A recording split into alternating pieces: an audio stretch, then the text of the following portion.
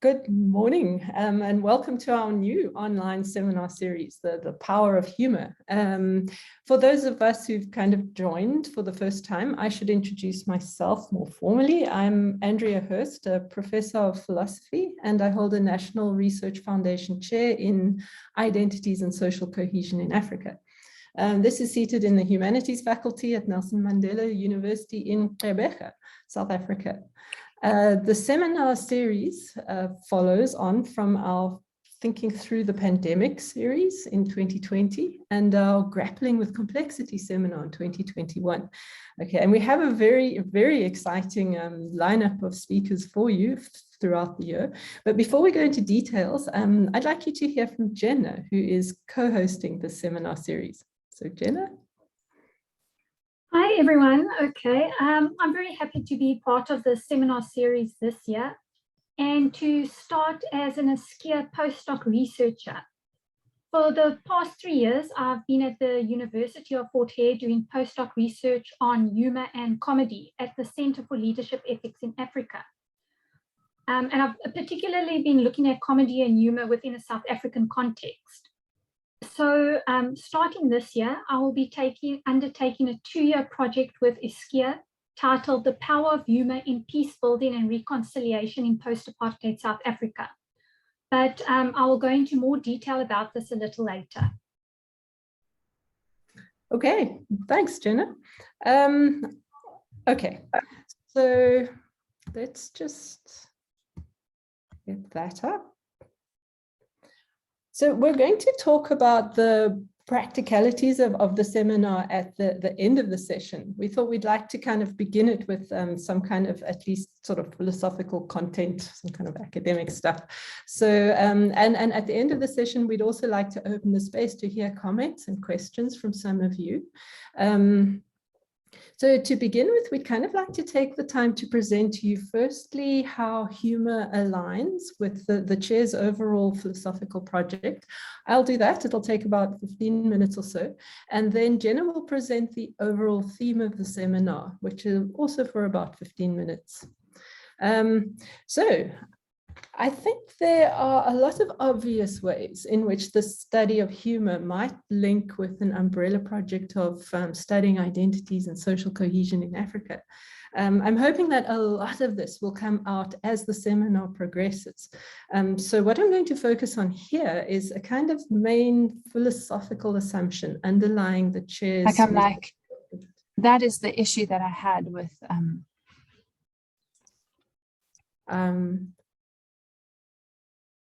Okay, I think there maybe was a bit of an interruption there, not a problem. So, okay, the main assumption in the chair's overall project is that achieving social cohesion is a challenge, kind of involving a complex ethical double bind. So you need to realize a society that's deeply aware of and responsive to its kind of broken, fractious past. And that calls on us to recognize and strengthen authentic local identities. But you also need to be committed to social cohesion, which calls on us to kind of unbind these strong, purist ideological identities that lead to exclusion, social antagonism, and violence. So genuine social cohesion invites a dynamic kind of give and take where you have to decide judiciously when to affirm identities at the cost of flexibility and when to disrupt identities at the cost of stability. So in short, kind of going back to last year's seminar, to achieve genuine social cohesion, you need complexity thinking. So this doesn't mean that everybody has to be a complexity thinker to form a genuinely cohesive society, but there have to be enough complexity thinkers in positions of social influence. So prominent comedians, journalists, thought leaders, actors, and of course, all forms of leadership. But quite worryingly for us, I think, although we should be teaching complexity thinking in the academy, where our task is to produce the next generation of social influencers and leaders, the academy still traditionally sees its task as fostering critical thinking. And It's pretty important, I think, to emphasize that you definitely need the power of critical thinking for complexity thinking. But the crucial difference, I think, is that for complexity thinking, you need a sense of humor. And that's what I want to talk about very briefly here. You need a sense of humor, both in the broad sense of the term and in a narrower sense of good humor. So just quickly defined, in a broader sense, humor can be understood as this overarching, multifaceted, complex concept that, along with facets of good humor and wit, include the facets of dark humor, like sarcasm and satire. Sometimes these can be really spiteful and hurtful. They're not always funny for everyone concerned, and for some they provoke feelings of like shame and embarrassment. But in a narrower sense, humor has connotations of something benign and benevolent.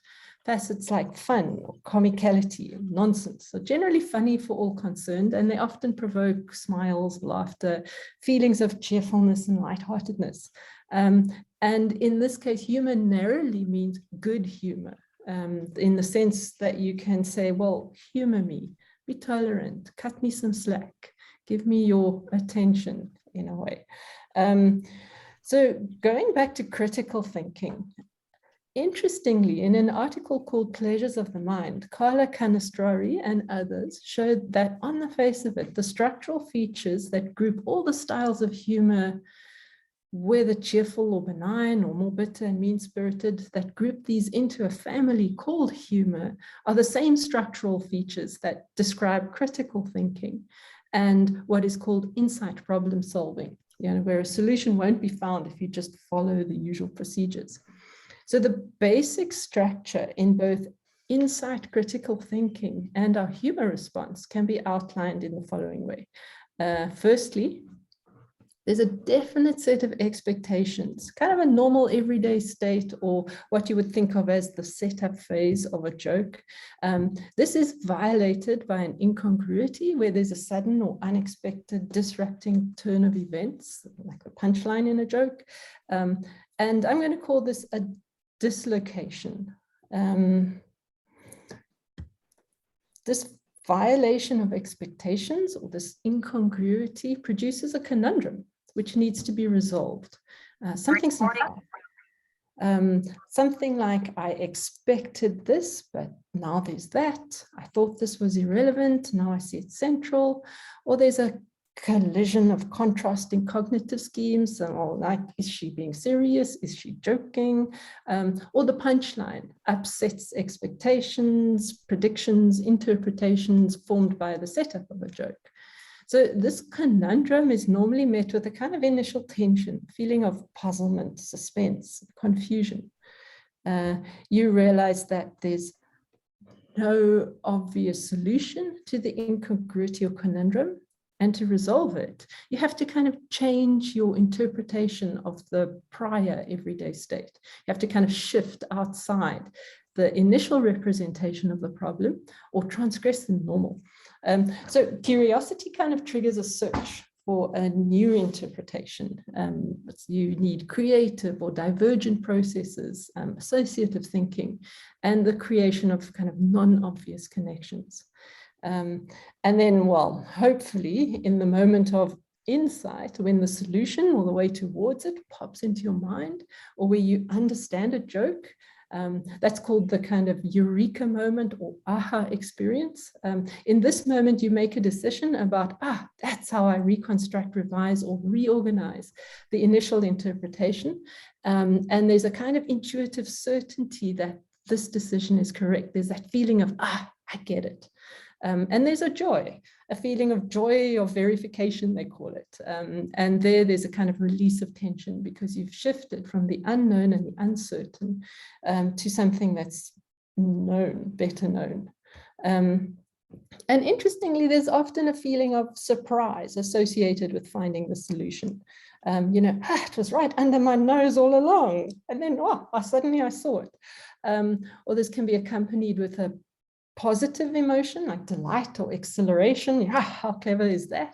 Or a feeling of virtuosity or virtuousness due to your kind of success in finding this new interpretation, often burst of laughter, but there are also possibly negative emotions, like how could I have been so blind or stupid? How could I not have seen this much earlier? So we kind of experience pleasure or a feeling of virtuosity from doing something that we couldn't do before, and we feel distressed when we think we should have been able to do that easily, but we actually struggled. Either way, kind of once you know the solution, or you kind of experience a sense of superiority over it that kind of diminishes the difficulty of the problem or the cleverness of the joke. It's often much less astonishing or much less funny the second or third time around.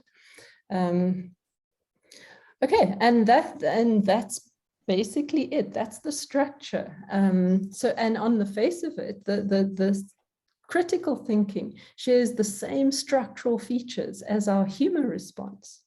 But I do want to propose that there is one very important structural difference, and this shifts us into the realm of complexity thinking rather than critical thinking. Very briefly, in critical thinking and problem solving, the ideal is that the resolution of incongruities renders that whole initial problematic situation completely coherent, without any kind of residuals, without any leftovers. But in our humor response, the resolution of incongruities remains incomplete. You can see the joke, but the incongruities remain. That's why there is a joke. So the joke only works because we are able to hold together the prior state sketched in the setup and the radical reinterpretation of the prior state needed to actually get the joke. So this has been described as, in kind of technical terms, as the simultaneous perception of two contradictory and synergistic viewpoints. And for me, it's exactly this ability to hold together incompatible frames of reference that characterizes complexity thinking and differentiates it from critical thinking. So I also want to just propose that in critical thinkers, there might be lots of sarcasm and satire and wit, but there's often a significant lack of cheerfulness and benign humor. If you think of humor in the narrower sense again. So in this sense, there's nobody more humorless than those ideologically fixated binary thinkers who just can't see outside very limited frames of reference, even if they are highly competent critical thinkers. And in my opinion, the ideological fixity of those kinds of positions of and this is often an emotional response rather than a cognitive one.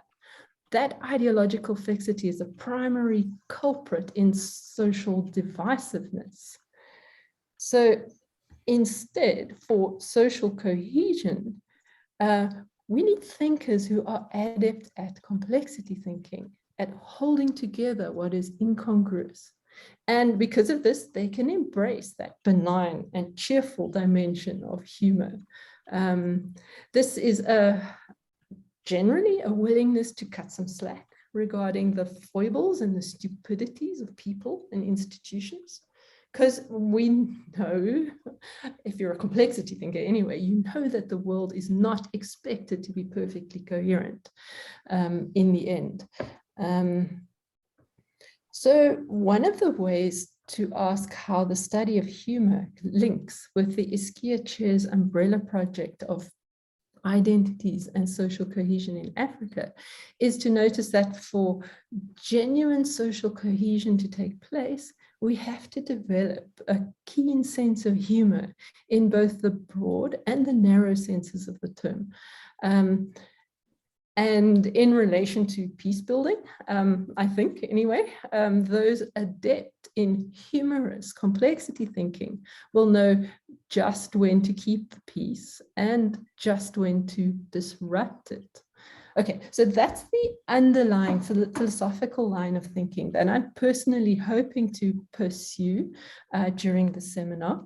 And I am going to hand over to Jenna now to introduce the main overarching theme of the seminar. So over to you, Jenna. I will just stop sharing my screen. Yeah, I put my video on, but not my audio. That won't help at all. Thanks so much, Andrea.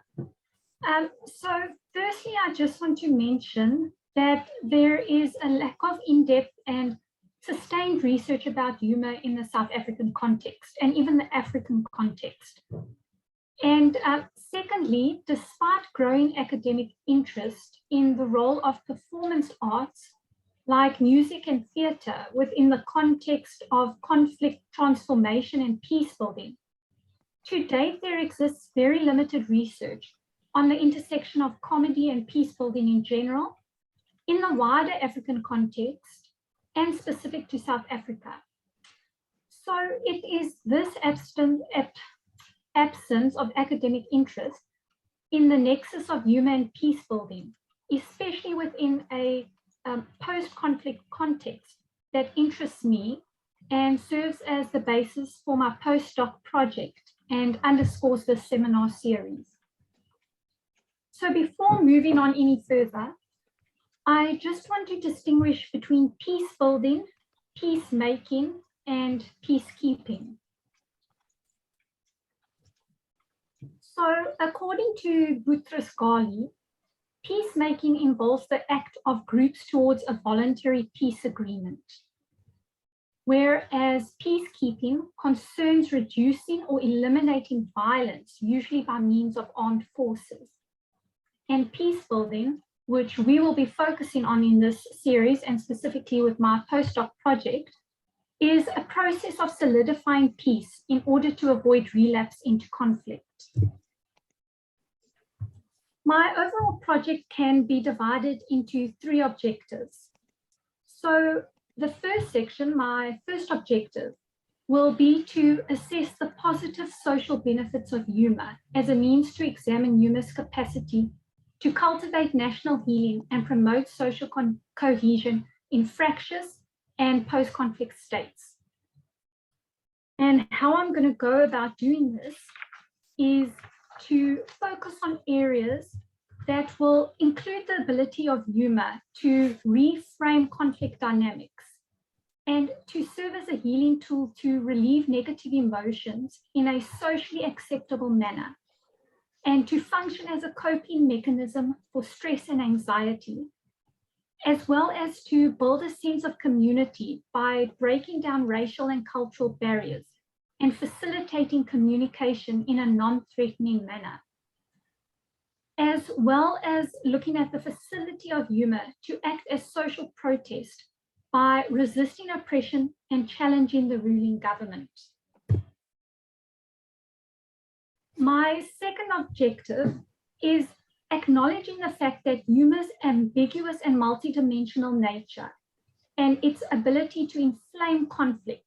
Taking that into consideration, my project also aims to explore what types of humour, initiated by and directed to who, and in what medium and context might mitigate these potential destructive outcomes. So with regard to this objective, I will be examining negative humour styles, comic manifestations of negative humour, and in light of the above, the limitations of humour for peace building. My last objective for my project will be to analyse the role that humour can play in the post-apartheid South African context in relation to promoting peace building and reconciliation. To do so, I will be exploring South African comedic texts, stand-up cartoons, adverts, memes, sitcoms, films, plays, absolutely anything that's humorous, comedic, and directly engages with conflictual issues, such as governance and governmentality, race, ethnicity, gender, violence, socioeconomic inequality, language as well, and also apartheid and colonialism. Now, the texts that I choose will share the common virtue of having achieved some degree of cultural resonance or notoriety at some point in time over the past 10 years to ensure that the texts are contemporary and hence pertinent to immediate challenges, experiences, and situations in the country.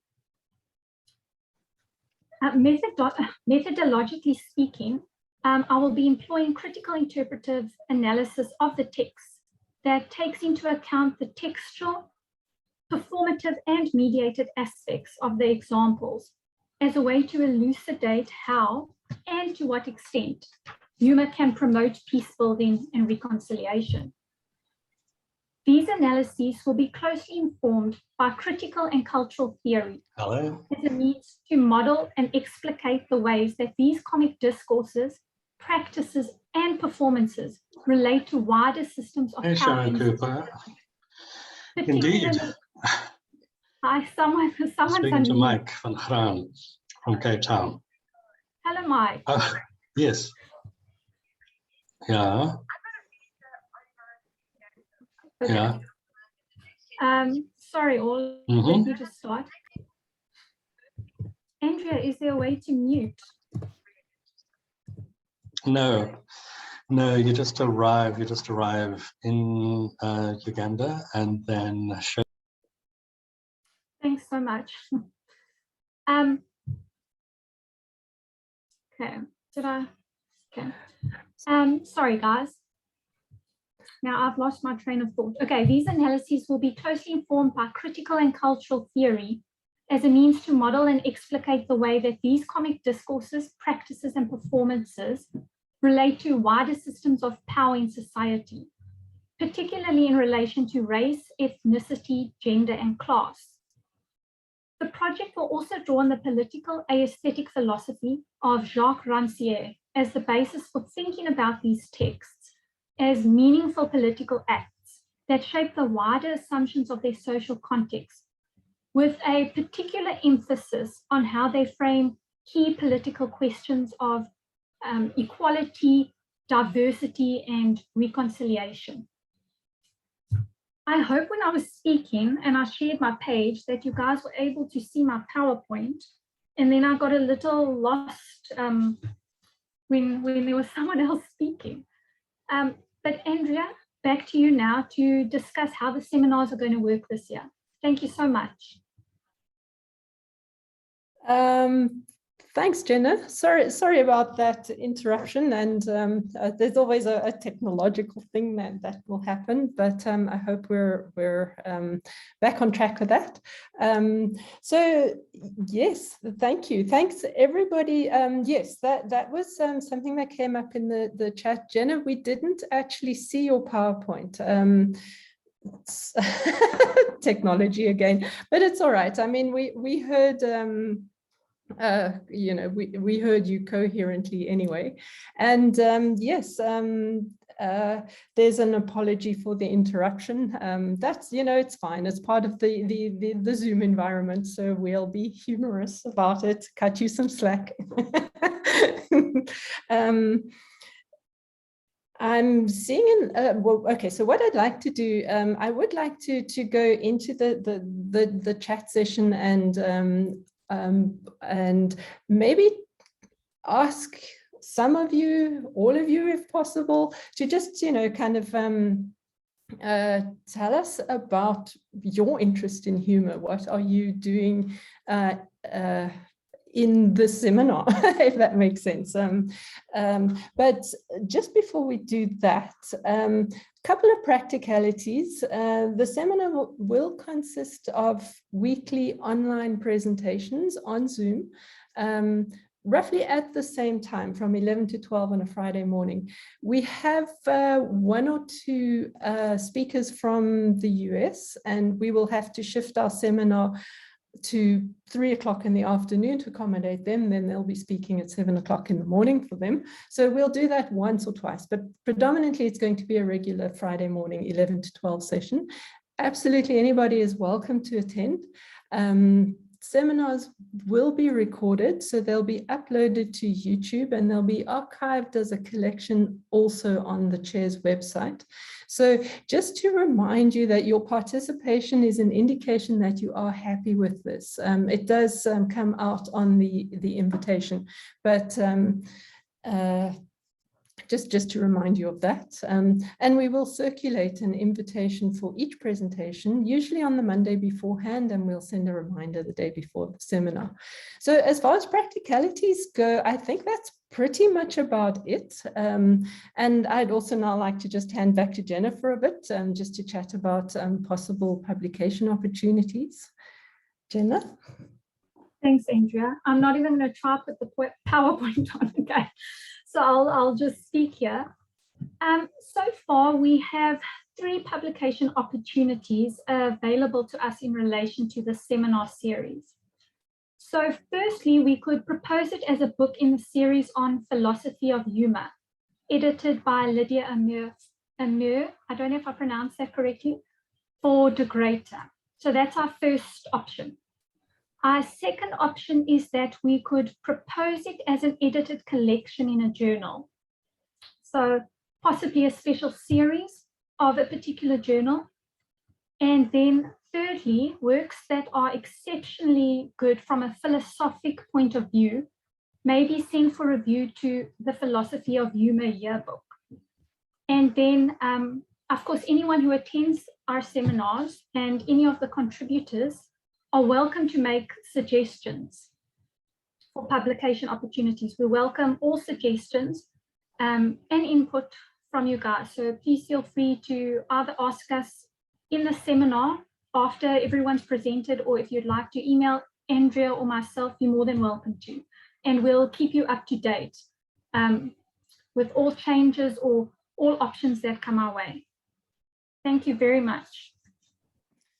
Okay, great. Thanks, Jenna. So we have in this session about half an hour, which is great, because I'd really very much like to hear from people, just a kind of sense of, okay, what brings you, what interests you about humor? So would anybody like to start this discussion, or shall I just I think that the way to start it would be to just unmute yourself and put your video on, or indicate to me in the chat whether you would actually like to speak, and I'll open up for you. I'm not 100%. I think, maybe just indicate to me in the chat, because otherwise we might have like 10 videos on at the same time and have our bandwidth problems. So let's see if I can see the.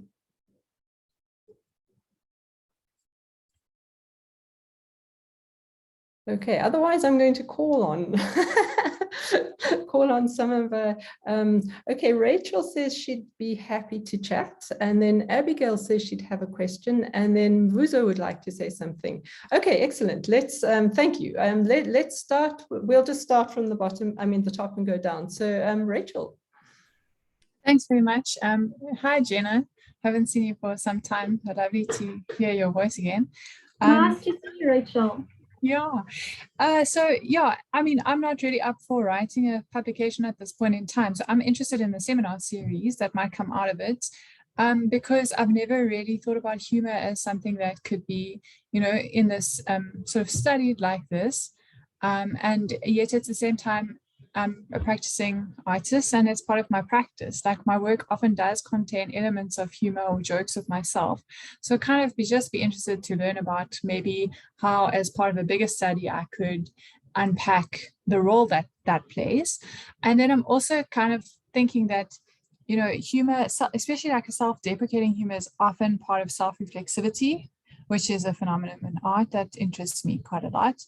So I was wondering about that, and also humor's role in dealing with difficult social topics, and where's the line and those kinds of things. So yeah, just a sort of general interest in learning more and then potentially weaving that into my studies. So I'm not sure if there's space for people that just want to engage in the seminar series, but not necessarily publish.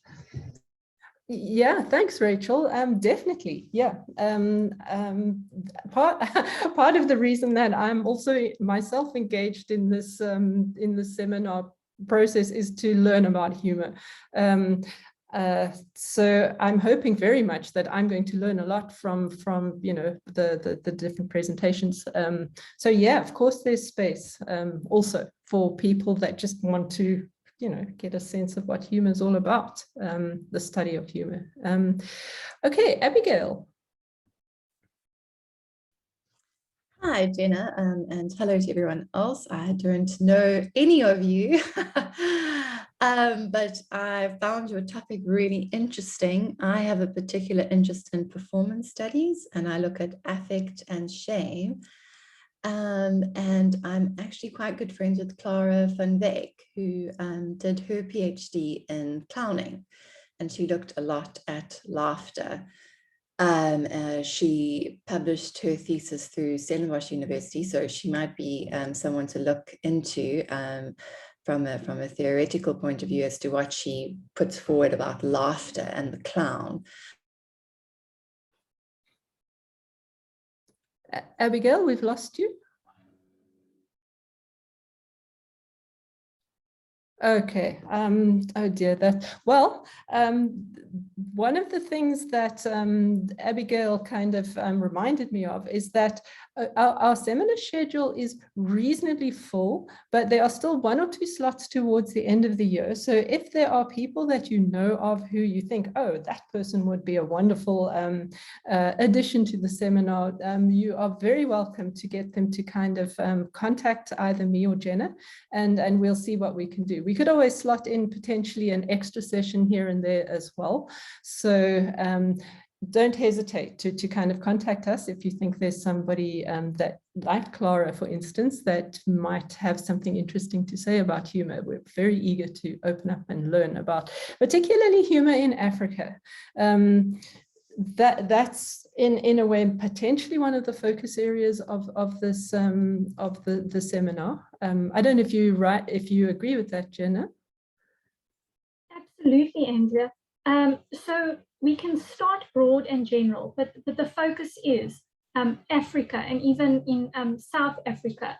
So we've almost got these like circles where we'd go broad and wide, humor in general, and then work our way into an African focus and South African focus. But definitely agree with you.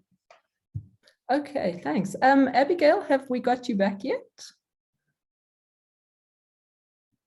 Sorry about that. I completely lost the call and they even dropped me. Okay, glad you're back. It seemed like the Wi-Fi was fine, but anyway, no, I was just wanting to say that Clara van Wyk has a particular play, You Suck, and Other Inescapable Truths. And I found it quite interesting from the previous speaker's points about self-reflection and satire. The piece is a personal reflection on her childhood in high school, and it's an anti-bullying campaign that she puts through the play. But I particularly found a lot of interest in it, and I wanted to include it as a case study because of the use of shaming in her humor, and how she self-shamed and how she was shamed. But there's an interesting, I think, correlation between what we are suggesting about humor in social cohesion and self-reflection. I can see quite a lot of crossovers in what you are putting forward. But she was one artist that I identified, and I thought that there might be potential opportunities there. Okay, excellent. Thank you. Yes. Great. Mvuzo, we'd maybe like to hear from you. I'm just going, as I said, down the list.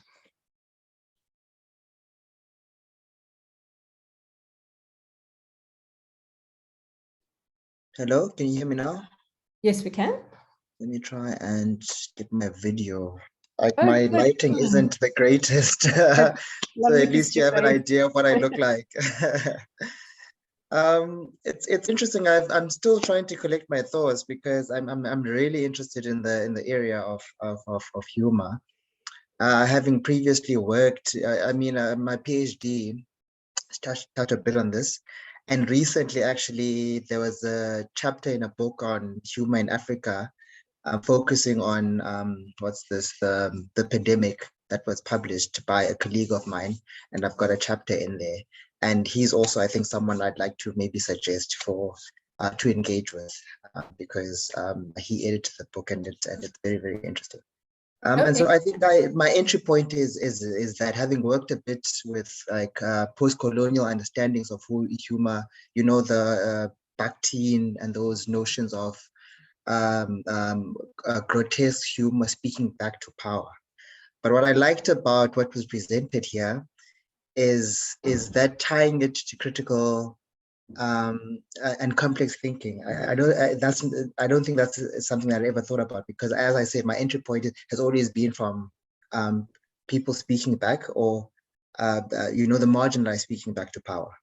And so to tie it and to have it doing the same thing as critical thinking is something that has blown my mind a bit, because as I said, I never really thought about it from that point of view. So that's something really interesting to think about, because I think it opens, as you rightly pointed out, Prof, it opens so many more possibilities, because things are open-ended. At the same time, you are able to cut some slack. Things don't have to be perfect. So as I said, I'm really grappling for understanding, because it's something completely new. So but it's something I'm liking. And then also just these thoughts are everywhere, but like hearing you guys talk, I also thought about recently, there's just been a lot of jokes online about this process of what is this, the census process.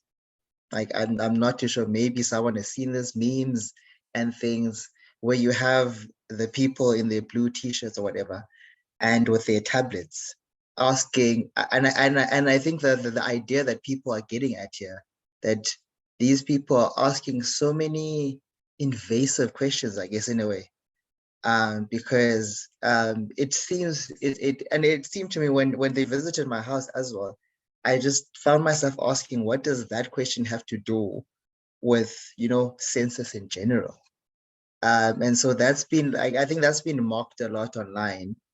And so I really like the idea of humor just giving people an avenue to kind of grapple with certain things, and to grapple with this process, like this complicated and national endeavor of like the census and counting people, and then people are just like grappling with it in terms of, but why are your questions going as far as that? Yeah, maybe I'll, when I can, maybe share a few memes, but that's something I actually, it sparked a thought that, if possible, if one has time, it could possibly be like a research paper, if something like this comes about, in terms of putting together papers on the issue of humor. But so yeah, I'm sorry to be all over the place, but as I said, like it's an introduction to an idea that I haven't thought about. So thank you for that. It was very useful. Excellent, thank you. No, that's I mean, you said so many exciting things. So I have a very good feeling about this seminar. I think it's going to be and it's ongoing. So I mean, there'll be lots of space to talk and float ideas, because we'll have a presentation every week. Okay, so let's thanks, Mvuzo. Maybe go back down the list, Claudia. Hi, everybody, and generally it's nice to actually hear your voice over Zoom instead of over email. Thanks so much. Yes, I know. Nice to meet you.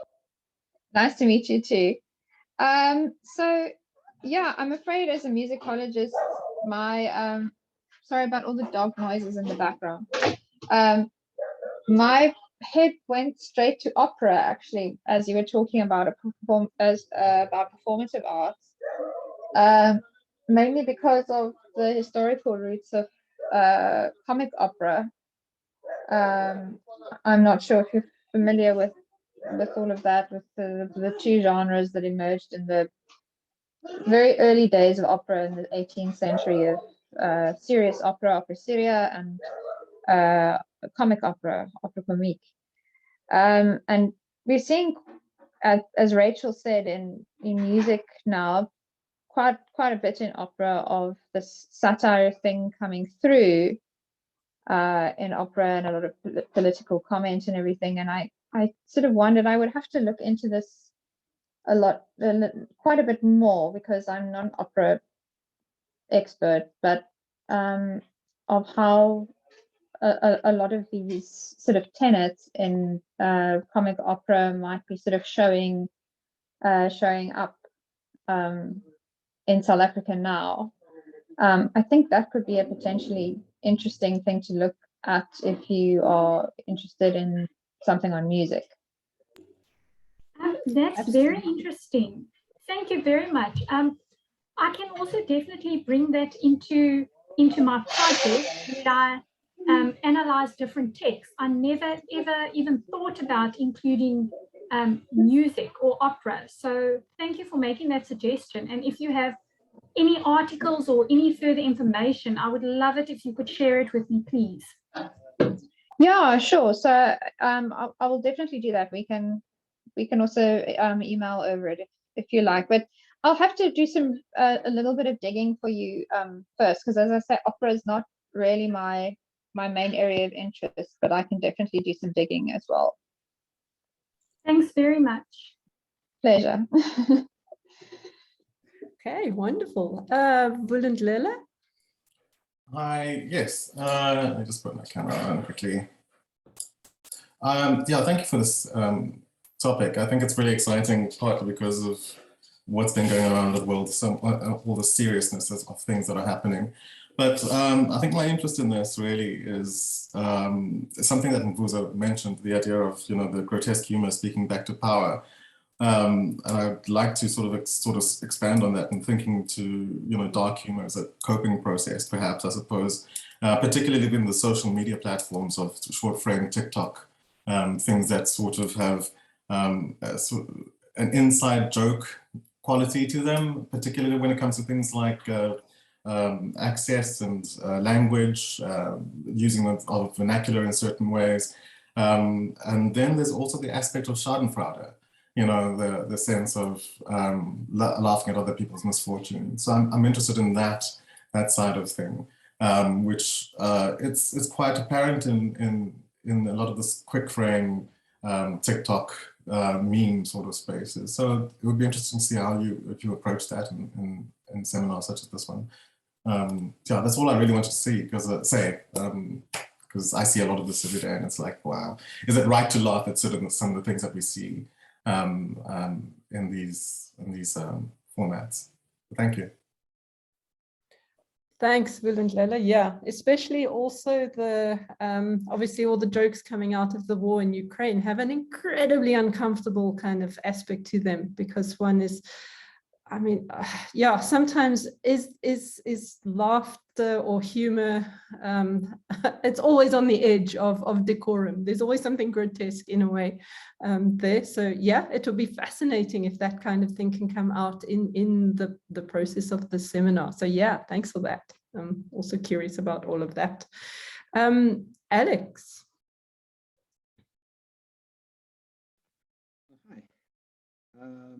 I kind of wrote what I wanted to say in the chat, but basically I was just curious about this topic because in some of the activism work, I work with the Climate Justice Coalition, and so we've been using satire to try and sort of get under the skin of those in power, like the Department of Mineral Resources and Energy and Minister Montashe, and so really using satire as a tool to speak truth to power, and also to like put the sort of pressure and attention on an issue that's, you know, more dry facts wouldn't really be able to. So it does seem like a powerful tool to, you know, bring people in and make things more relatable, and also sometimes break through some of the noise and put down people's defenses so that they're open to new ideas.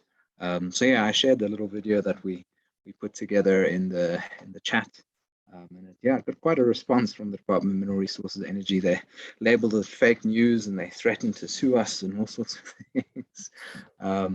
But yeah, I'm interested to learn more about this topic. So, Alex, one thing that always interests me about the use of something like satire is whether it's it comes across, or do people take it too seriously, or they don't get it. It's quite a dangerous tool to use, I would think. Something I'm kind of interested in. Andrea, yes, I just wanted to say, Alex, we have a speaker later on in the year, Dr. Massey Sikovat. He is a spectacular, brilliant postdoc in Germany at the moment, and he has written so much on satire. And he's busy writing a book at the moment with Professor Tobias Schiel, and she's also phenomenal. She has written so much on humor, and they're busy writing a book on them at the moment, focusing on the environment. I'm not quite sure what exactly. Prof, I don't know if you want to say a few words about what you and Massey are doing, but they are both spectacular, and he's written so many articles and even a book on satire and speaking back to power. So I think you'll really enjoy it when he speaks in the seminar series. Hi, thanks, Jenna. Hi to everyone. Thanks for praising me that much. We are just a few words about the book. We are currently writing a book about the power of satire and humor for trying to overcome the intention-action gap, because we all know what we should do, but we don't do it.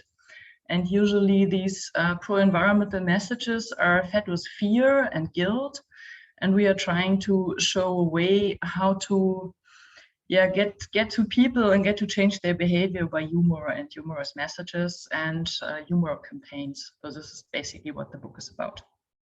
So just briefly, thanks, Jenna. Thank you so much, Prof. We can't wait to hear your presentation and also Massey's. Thank you so much for attending today as well. I know you're very busy. Okay, thanks. Yeah, it's getting more and more exciting. I'm still kind of going down the list on the chat. Next, Belinda. Hi, Andrea. Thank you very much. Hi, Jenna. Nice to speak to you again.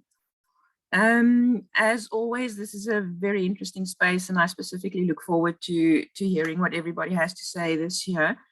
My own interest is in the university space as a space of humor and comedy. Now, first, I must say that I've always had a bit of a struggle with the terms humor and comedy, and distinguishing between which is which and how they interact. And so I'm looking forward to listening to what everybody is saying around that.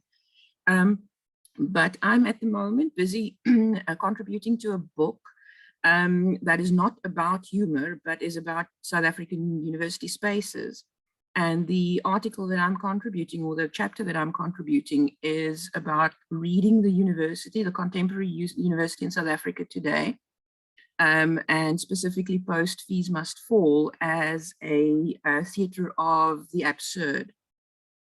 And I'm folding that back to a novel that was recently published by a South African author, in which one of the characters speaks of the Fees Must Fall experiences as the theatre of the absurd.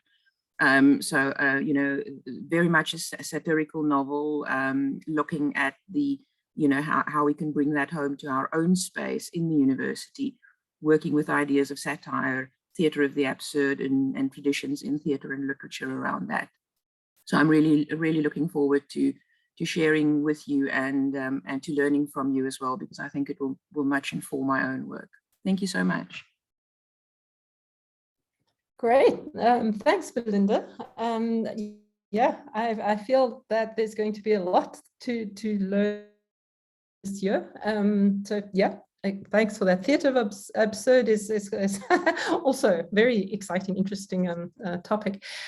Jason, I see in your chat you say this is quite exciting. Do you want to elaborate? Thanks. Well, there's a couple of things that are jumping out that are really interesting about that, but I just wanted to note two things that interest me. So I'm something of a recovering academic, and I'm excited about the idea of being able to just be stimulated by these ideas without having any intention of trying to set myself a publication goal attached to them. So my apologies to anyone that doesn't apply to, but this sounds like a fun place to play. But having said that, two things that really interest me are one, and I was very interested in what Tabia said just now about getting past the sort of blocks in environmental, well, in any kind of messaging, these and what you said earlier, Andrea, about fixity and these closed spaces. And I'm very interested, I've been very interested in the way that when you're pedagogically trying to engage, I know something I find myself doing when I'm in teaching spaces, when I'm most effective, and I think many people might recognize this, when you actually teach something, even if it's quite conceptually heavy, some of the most successful ways to do it involve performing the responses, the anxieties, the uncertainties that taking an idea seriously might involve. And I'm really interested in what the more granular version of discussing ways that those reactions might work would be. But my Parthian shot, I'll shut up in a moment because I'm mostly interested to just see how this goes. But something that is interesting to me is all of this talk about peace building, and which is itself a much more interesting term than the flatter and more ideologically loaded nation building. But in a South African context, talking about these things, what really interests me is that humor is this inherently shared act. It is always a kind of a reciprocally pedagogical thing because people are watching each other to see if the other person has gotten it. It's implicit in what's going on. You're hoping that this context comes across and you're working to convey a context and to indicate that you got it and that you're working together. And it's this fascinating thing, these shared, hashtags that pass around, memes that people bond over. The idea that it almost can't help but be an attempt to connect, to bridge some gap. And I just thought I'd mention that the paradigm instance for me of this that I thought back to the other day in South Africa was the touch me on my studio meme, which was, I thought back the other day as the last moment of purely innocent fun in a political context in South Africa where everyone agreed that this was a hilarious thing to laugh about. So I like the idea. I can't wait to see all of the things that people do with these very interesting ways to connect. So thanks. I'm looking forward to the seminar series. Thanks, Jason. It's a lovely position to be in. I love the idea of being a recovering, recovering academic. I'd love to be that too, I must admit. That'd be fabulous. Yeah, okay, but thank you. Yes, very interesting. Mark.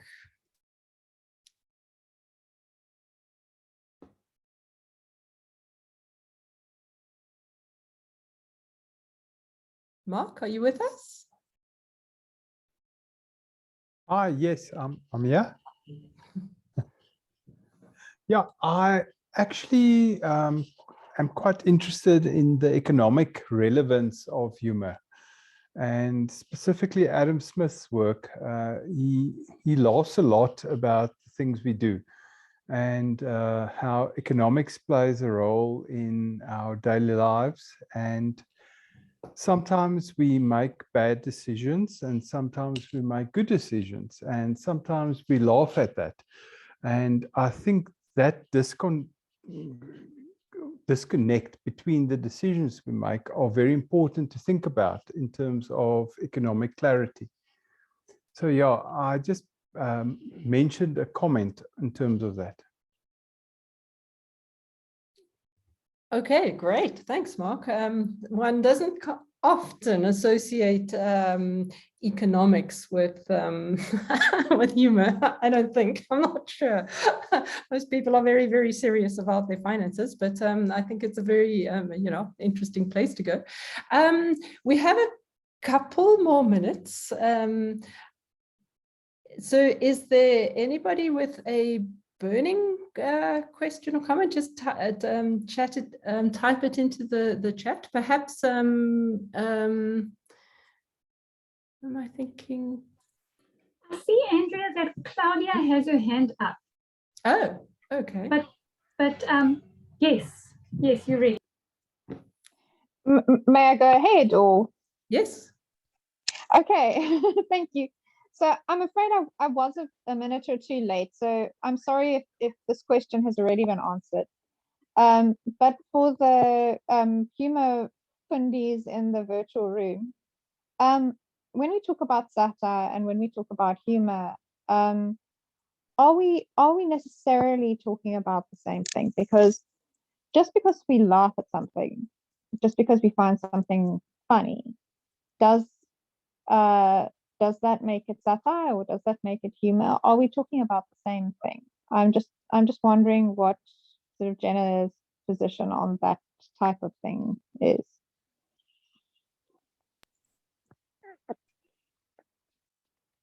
Hey, Simon. Hi, Claudia. Thanks for that question. Yeah. So we would define humor as something that is funny that makes us laugh. What makes that difficult is the same things don't make everyone laugh, and not everyone finds the same things funny. Whereas, yeah, satire has certain characteristics and certain aspects to it. I don't know if Prof. Shiel would be willing to answer that for us because she is so good with satire. I don't know if she'll be upset that I'm roping her into this question, Prof. Are you talking about me? Yes. I'm actually, I was very glad that I didn't get the question because Massey is the expert on satire and humor. And I only have to agree to that question because there's a long history of trying to solve what is humor, what is satire. And there are also very different perspectives. I'm from work and organizational psychology. That's vastly different to all definitions that come from literature or anything. So I would actually not dare to answer that question. Maybe we can leave it for Massey, who will join us maybe next week. Okay, thank you very much. I'm glad then it was clearly not such a dumb question. No, it's not a dumb question. It's a very good question, and there's so many different interpretations. But I'm definitely hoping that Massey, I'll message him, and hopefully he can attend next week. And hopefully, Claudia, you will also be here next week, and he will be able to, in 5 minutes, explain everything to you that all of us understand perfectly. Okay, fantastic. Thank you.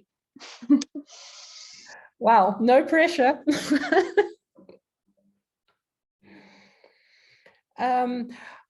Okay, shall we quickly take one more question? That's from Gary. Or comment, sorry.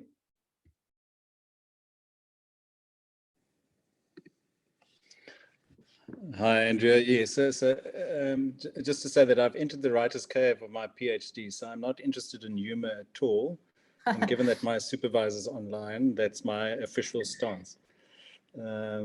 But I was interested in 2 points that came out. The one was this in the peace building model, which Mark Anstey also uses, is that humor often is a very critical component of defusing a situation and often helps break through. But then in terms of your complexity thing, I was wondering how we understand humor. I mean, for humor to work, words have to have double meanings and meanings that aren't defined, you know, and how do we, as in terms of language, how do we pick it up, and whether, I mean, can computers make a joke, you know, would be the question, you know, because you have to understand the complexity of language to be able to understand humor, for humor to work. So that was something that did spark my interest. Yes, okay, good question. I mean, I don't have an answer for it, but can computers pick up humor? Jenna, any help there? I wouldn't think so at the moment, Andrea, because one of the biggest issues with humor is context. It's cultural context. You have to have an understanding of the society you're in, the climate, everything that's going on. So I don't know, the way technology is going these days, perhaps, you know, one day, but at this stage, I would not think so. Unless, yeah, I would not think so. I would be surprised and excited to see that, but not at the moment, I don't think. Or terrified, yeah. Yes. Yeah. Okay, I think we have started a conversation that can go on for hopefully an entire year, in fact, definitely an entire year, maybe 20 years. It's a very exciting start. Jenna, thank you very much for initiating and getting this whole project going. I'm very excited to be on board. And Thank you. yes, thank you. And would you like to say a final kind of you know, goodbye or something? I hate this part of the seminar. I just want to say thank you so much for hosting me, Andrea. It is wonderful to find a host that's also interested in humor, because when I started this journey with my PhD, no one was interested, you know, in supporting someone that wanted to study comedy. They thought I was going a bit cuckoo. But comedy's come a long way since then, well, since 2018.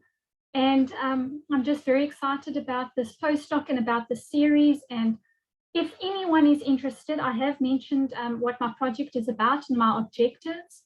If anyone is interested in collaborating on a paper or any kind of project separate from the seminar series, I'm always interested in collaborations. I think it's a lot of fun, network building. So please don't hesitate to email me with any questions or any thoughts on collaboration. I'd be really excited about that. So thank you guys so much. It was really a great time. Thank you, Andrea. Pleasure. Okay. And we will be next week. And I'm afraid I'm very, very, very terrible at names. So, so you have to initially have some, let's just say, some generous humor about my pronunciation. But we have two speakers who will be speaking to us on soft power in therapeutic comedy. And the subtitle of the talk, you can see I'm avoiding saying the names. I'll have to say it in the end. It'll be outlining Nigeria's creative industry through digital comic skits. And it is Dare Leke Idou and Dr. Olasule, sorry, perhaps Dare, you'd like to come on and just, you know, save me.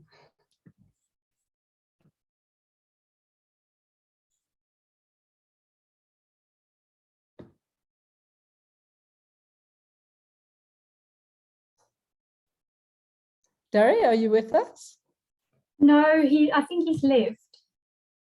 Okay. All right, well, that was my embarrassing scramble through names, but I think that the topic will be very exciting.